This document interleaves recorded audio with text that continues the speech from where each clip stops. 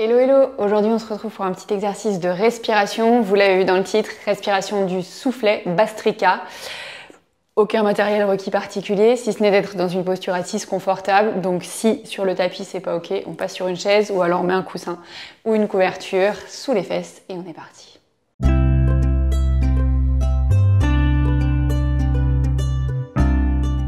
Avant de débuter, si vous êtes ici et que vous pratiquez le yoga depuis quelques temps et que vous dites que ce serait bien, au lieu de chercher des vidéos et de scroller à l'infini sur YouTube, en passant plus de temps à scroller d'ailleurs qu'à pratiquer, j'ai un truc complètement gratuit pour vous, un plan d'action qui va vous permettre en 7 jours de trouver votre propre pratique de yoga et trouver une pratique surtout autonome du yoga. Je vous laisse regarder ça, c'est dans la zone de description sous la vidéo. Okay. Petit point d'introduction concernant Bhastrika. Bhastrika, ça fait partie de ces pranayamas, donc ces exercices de respiration qui sont dits plutôt yang, qui vont un peu activer en fait l'énergie, ramener de la chaleur dans le corps. Donc vous pouvez tout à fait le pratiquer en début, avant vos exercices de pratique de posture physique. Cette phrase n'a aucun sens. Vous pouvez le pratiquer en début de cours ou en fin de cours, sachant que si vous faites ça en fin de cours, ça quand même fait remonter pas mal l'énergie et du coup c'est préférable de faire ça si vous êtes sur un cours que vous prenez le matin pour aller dans votre journée plutôt que le soir avant de vous coucher, parce qu'avant de vous coucher on est plutôt dans une recherche de descente d'énergie. Ok. Un autre point important sur cet exercice de respiration, il y a une légère rétention qui se fait. Du coup, si jamais vous avez des soucis de santé, voyez avec votre médecin si c'est ok de pratiquer ce type d'exercice de respiration. En plus, ça va mettre un peu de pression au niveau, on va énormément utiliser la sangle abdominale, donc ça met de la pression dans le ventre. Pareil, si vous êtes enceinte, s'il y a des petits soucis à ce niveau-là, si vous êtes en début de période de règles, juste parce qu'on a déjà suffisamment mal au ventre, alors peut-être pas tout le monde. Moi, je fais partie de la team crampe utérine. On va peut-être pas en rajouter une couche. Après, si vous sentez de le faire, n'hésitez pas.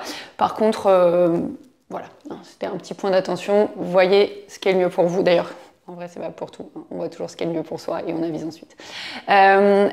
Petit point donc important, je vous le disais, sur cet exercice, on va utiliser les abdos. Pourquoi? Parce qu'en fait, à l'inspiration, on va gonfler le ventre en utilisant la sangle abdominale. Et pareil, quand on va relâcher, donc à expirer, on va utiliser pareil les abdos, donc dans un sens pour permettre aux poumons de se gonfler un peu plus, de créer un peu plus d'espace et lors de l'expiration pour faire sortir un peu plus d'air.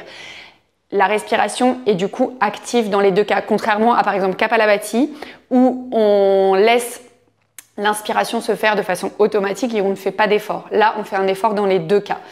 J'ai vu plein de façons de pratiquer Bhastrika. Moi, je vais vous montrer celle que j'utilise et qui m'est confortable. Si c'est pas le cas pour vous, vous voyez à en prendre une autre, une autre variation.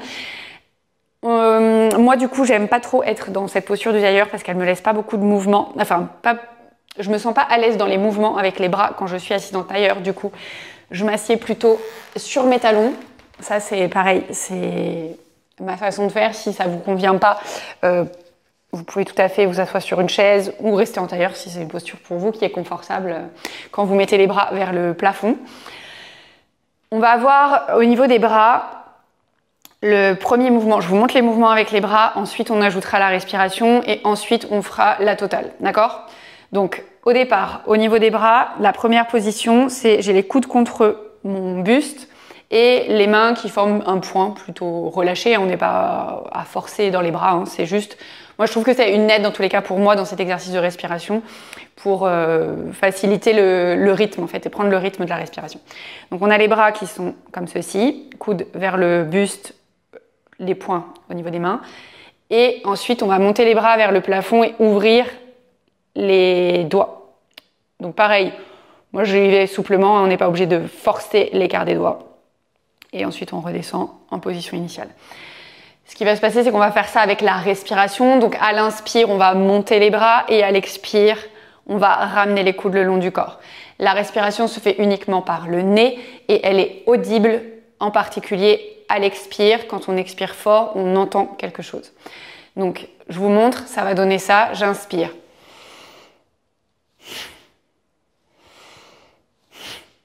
Vous entendez, l'expire est assez audible. Évidemment, du coup, si vous avez des soucis, que vous avez le nez pris, la crève, tout ça, bah, on laisse tomber l'exercice. Hein, ça faisait partie des contre-indications que je n'ai pas données au départ, mais ça tombe sous le sens quand vous commencez à le faire.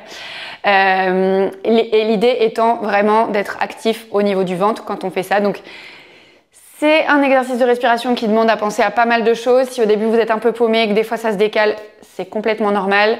C'est à force de faire l'exercice que ça devient plus fluide.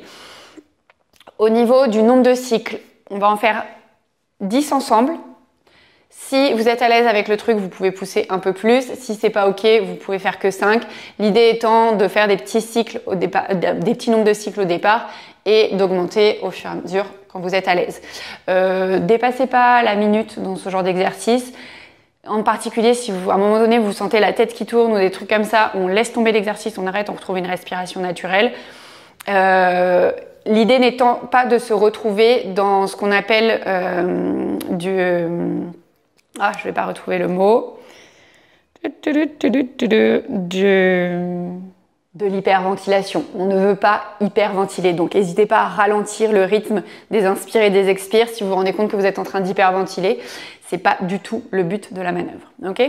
On est parti. Donc, installez-vous dans votre posture confortable. Le dos droit.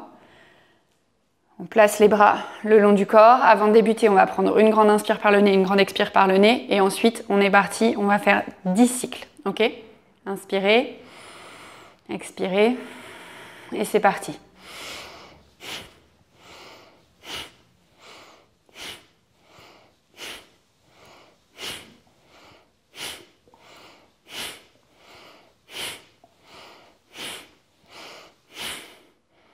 Retrouvez une respiration naturelle. Good job. J'espère que cet exercice vous a plu.